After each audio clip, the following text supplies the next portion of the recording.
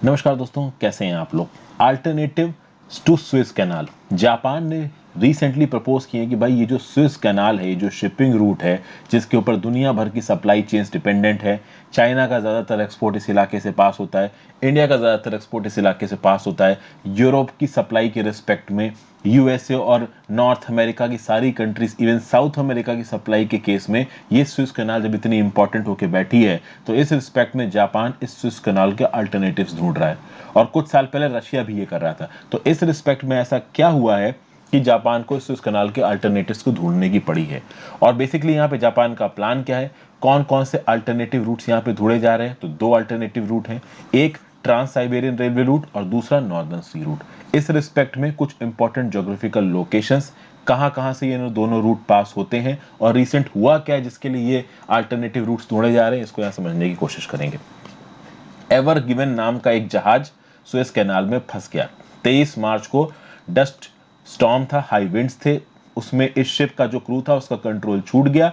और ये जो शिप था वो पहले सीधे जा रहा था, सीधे से राइट घूम के इस प्रकार से यहाँ पे धंस गया। अभी यहाँ पे धंस गया तो ये धंसा रह गया, इतना बड़ा शिप था कि पीछे इस प्रकार की बोट्स को बांध के इसको खींचा जा रहा था, बड़ी मुश्किल से इसको निकाला गया। इस रिस्पेक्ट में बहुत समय तक ये शिप यहाँ पे फंसा रहा और पीछे से आने वाले जो पास होने वाले शिप्स थे वो यहाँ पे फंस गए। बहुत सारे शिपिंग कंपनीज ने तो अपने जो शिप्स थे उनको जो केप ऑफ गुड होप है साउथ अफ्रीका वाला, वहां से डाइवर्ट कर दिया, बोला उसके साउथ से निकल जाओ, इस स्विस कैनाल से मत आओ, नहीं तो बहुत देर लग जाएगी।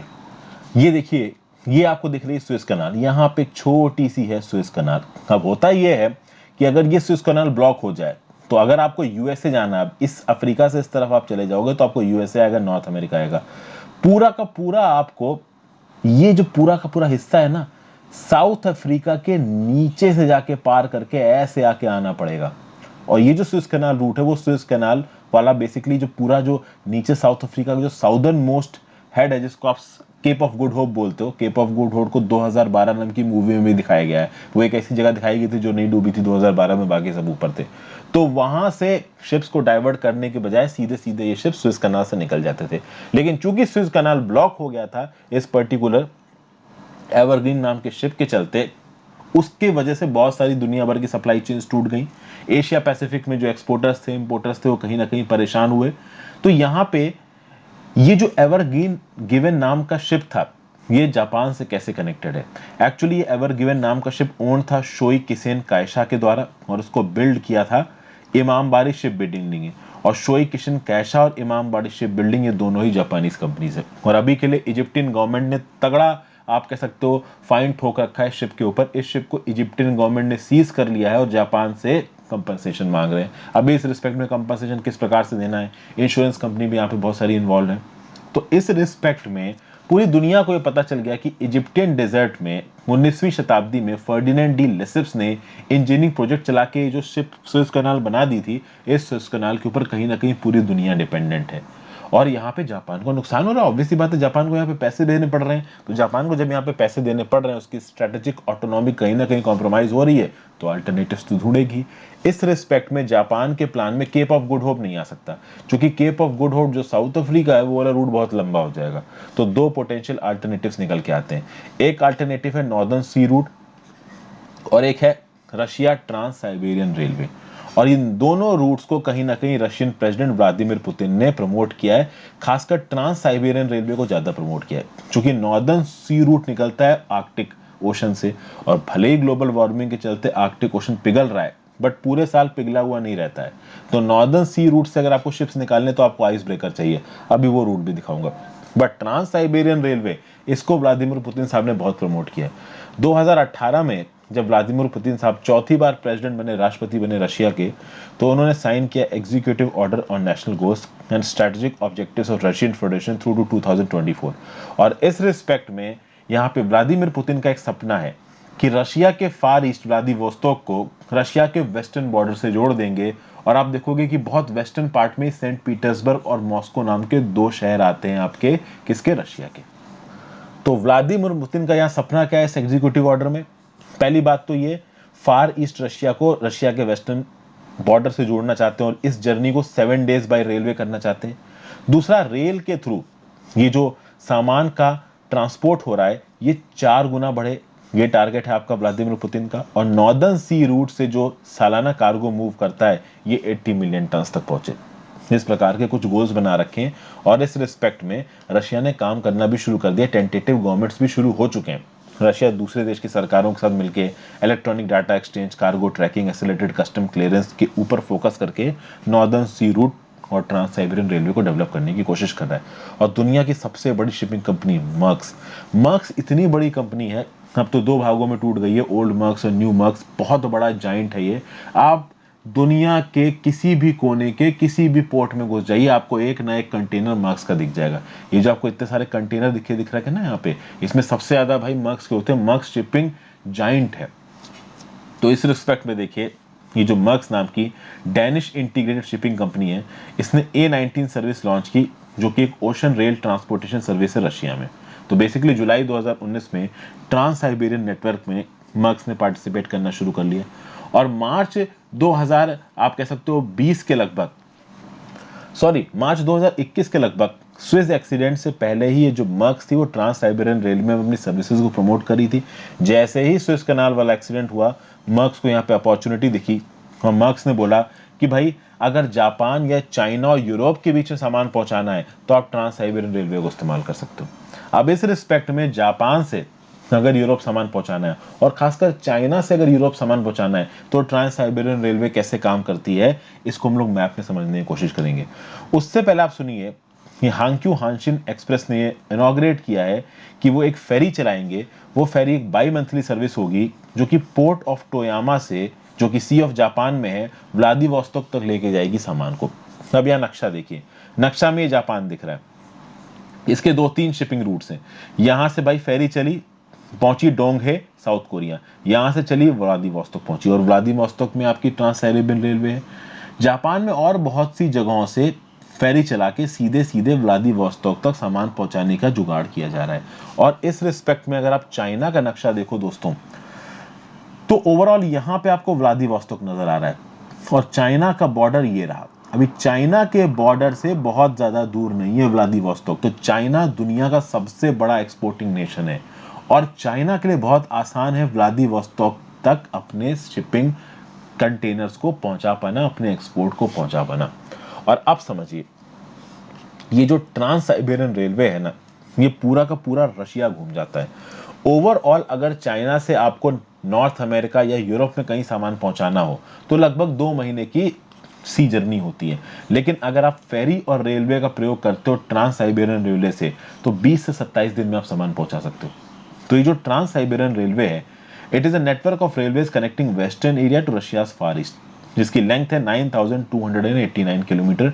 शुरू होती है मॉस्को से, जो कि यूरोप की सबसे बड़ी सिटी है, यूरोप के से टच ही होता है, और व्लादिवोस्तोक में खत्म होती है, जो कि नॉर्थ कोरिया रशिया के बॉर्डर के पास है। अब आ जाइए, व्लादिवोस्तोक आपको यहाँ नीचे दिख रहा है, ये आपको नजर आ रहा है यहाँ पे नॉर्थ कोरिया, नीचे साउथ कोरिया, और ये पूरा का पूरा आपका चाइना है।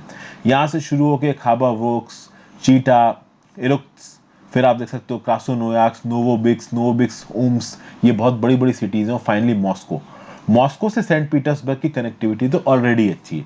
और उसके आगे यूरोप में घुसने का तरीका क्या है, तो या तो सेंट पीटर्सबर्ग से यूरोप में घुस जाओ, या फिर आप मॉस्को से सीधे यूरोप में भी घुस सकते हो। और आगे इसकी कनेक्टिविटी यूनाइटेड किंगडम तक है। और अगर यूनाइटेड किंगडम से अगर आपको नॉर्थ कोरिया सामान भेजना है, नॉर्थ अमेरिका सामान भेजना है, यूएसए भेजना है, तो यूनाइटेड किंगडम के किसी पोर्ट पे चढ़ा दो और शिप चली जाएगी। तो ये एक नया रूट ढूंढा गया। तो पहले क्या होता था कि भाई बीजिंग के पोर्ट से सामान निकला, अभी सामान ऐसे इधर से तैरता हुआ स्ट्रेट ऑफ मलक्का आ जाएगा, अंडमान एंड निकोबार आइलैंड से पार होता हुआ, फिर आपका पहुंचेगा कहाँ, गल्फ ऑफ एडन पहुंचेगा। गल्फ ऑफ एडन के बाद ये घुसेगा रेड सी में, रेड सी में घुसेगा, फिर आज घुसेगा यहाँ स्विस कैनाल में, स्विस कैनाल के बाद ये मेडिटेरेनियन सी पूरा पास करेगा। उसके बाद ये यहाँ पे एक स्ट्रेट है, क्या नाम है इस स्ट्रेट का, straight of Gibraltar. State of Gibraltar England के कंट्रोल के अंदर है, जबकि वहां पे इंग्लैंड का इलाका भी नहीं है। तो स्टेट ऑफ जिब्राल्टर से पास होकर यूरोप में कहीं पे भी, फ्रांस, जर्मनी, यूके सामान जा सकता है। अभी इटली और ग्रीस जाना है तो मेडिटेरेनियन ओशन के थ्रू ही पहुंच जाएगा। तो ये प्रेजेंटली रूट फॉलो किया जाता है, सबसे फेमस रूट है ये। ईस्ट चाइना सी से निकले, साउथ चाइना सी में घुसे, साउथ चाइना सी से पार करते हुए बे ऑफ बंगाल में घुसे, स्ट्रेट ऑफ मलक्का से होते हुए, फिर अरेबियन सी में घुसे, गल्फ ऑफ एडन में घुसे, रेड सी में गए, रेड सी से आपने स्विस कनाल पार की, मेडिटेरेनियन ओशन में पहुंच गए, यूरोप पहुंच गए। और अगर नॉर्थ अमेरिका जाना है, साउथ अमेरिका जाना है, तो स्ट्रेट ऑफ जिब्राल्टर से निकलते हुए नॉर्थ अमेरिका साउथ अमेरिका चले गए, तो ये बेस्ट रास्ता था। अब इस रास्ते का अल्टरनेटिव आ गया है ट्रांस साइबेरियन रेलवे। मेन जो एक्सपोर्ट, देखिए इंडिया तो कहीं ना कहीं आपका डिपेंडेंट रहेगा किसके ऊपर, इस स्विस कनाल के ऊपर ही, क्योंकि इंडिया थोड़ी ना अब यहाँ से या स्ट्रेट ऑफ मलक्का से होते हुए व्लादिवोस्तोक सामान भेजेगा। इंडिया तो अब आसान है, अरेबियन सी से यहीं पे गल्फ ऑफ एडन से, रेड सी से, मेडिटेरियन सी से निकाल दिया। चाइना के लिए रूट लंबा पड़ रहा है, चाइना को स्ट्रेट ऑफ मलक्का पार करके पूरा इंडियन ओशन पार करके जाना पड़ता है, अपना सामान भेजना पड़ता है, तो चाइना के लिए बहुत ज्यादा कन्वीनियंट हो जाएगा व्लादिवोस्तोक से अपना सामान भेजना ट्रांस साइबेरियन रेल का परेशान मतलब यूज करके। तो इस रिस्पेक्ट में जापान, चाइना और रशिया मिल जाते हैं तो ट्रांस साइबेरियन रेलवे रूट के सपने को सच में बहुत जल्दी एक रियलिटी में कन्वर्ट किया जा सकता है। तो ये तो हमने ट्रांस साइबेरियन रेलवे की बात की। एक रूट आपका नॉर्दर्न सी रूट भी है। ग्लोबल क्लाइमेट चेंज हो रहा है, जिसके चलते पोल्स की बर्फ पिघल रही है, और बर्फ पिघल रही है तो अब आप देखोगे कि अभी जून से दिसंबर के बीच में ऑलरेडी आर्कटिक ओशन में शिप्स जाते हैं। हालांकि इन शिप्स को एक आइस ब्रेकर की जरूरत पड़ती है, क्योंकि बीच में आइस आ जाती है तो उस आइस को तोड़ने के लिए चाहिए, क्योंकि आइस के बीच में से तो ऑब्वियसली बात है शिप फ्लोट नहीं करेगा। लेकिन जून से पहले और दिसंबर के बाद कहीं ना कहीं बर्फ जम जाती है आर्कटिक ओशन में।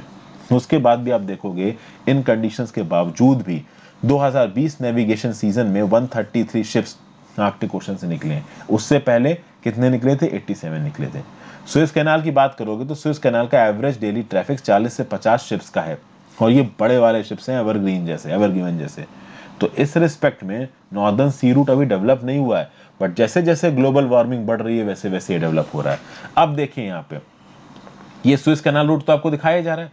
अगर आप रॉटरडैम को कनेक्ट कर रहे हो डलियान चाइना से, तो चाइना से ये निकला, ओके, और ये पूरा का पूरा भाई आपका नॉर्थ रशिया का जो आर्कटिक ओशन है इसको पार करता हुआ जा रहा है। इसके लिए बेसिकली दो लोकेशंस ध्यान दीजिए, एक है कारा सी, एक है बेरिंग स्ट्रेट। कारा सी से लेके बेरिंग स्ट्रेट तक पूरा का पूरा ये जो आर्कटिक ओशन है वो रशिया के एक्सक्लूसिव इकोनॉमिक जोन में आता है। मैं दोनों की लोकेशंस दिखा देता हूं आपको। इस रिस्पेक्ट में अगर आप मैप को ध्यान से देखो तो कुछ इस जगह पे आपको कारा सी नजर आएगा। यहां जहां मैं डॉट लगा रहा हूं ना अभी, दिस इज बेसिकली कारा सी। अगर आप इससे थोड़ा आगे चले जाओगे तो ये स्कैंडिनेवियन कंट्रीज शुरू हो जाती हैं।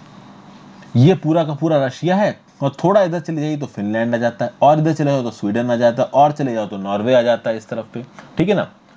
तो इस रिस्पेक्ट में यहां कारा सी से लेके बेरिंग स्ट्रेट, अभी आप बोलोगे बेरिंग स्ट्रेट क्या है, तो रशिया का ईस्टर्न एज ये, और यूएसए का अलास्का जो आप कह सकते हो इलाका है, उसके बीच से जो वाटर बॉडी है इसको आप बेरिंग स्ट्रेट बोलते हैं। तो अलास्का और ईस्टर्न रशिया के बीच की वाटर बॉडी बेरिंग स्ट्रेट, और इधर मैंने आपको कारा सी दिखाया। तो कारा सी से लेके बेरिंग स्ट्रेट के बीच का जो पूरा का पूरा आपका नॉर्दर्न सी रूट है आर्कटिक ओशन वाला, ये पूरा का पूरा रशिया के एक्सक्लूसिव इकोनॉमिक जोन में आता है। पर अभी के लिए साल में केवल 2 महीने होते हैं जब ये आइस से फ्री होता है, बाकी समय पे कहीं ना कहीं यहाँ पे बहुत सी जगहों पे आइस जमी होती है, इसलिए शिप्स को निकलना है तो बर्फ तोड़ने वाले आइस ब्रेकर की जरूरत है ही। इनफैक्ट जो बिल्कुल गर्मी के महीने होते हैं ना, उस समय पे भी बहुत जगहों पे आइस जमी होती है, तो आइस तोड़ने के लिए कुछ ना कुछ चाहिए ही चाहिए।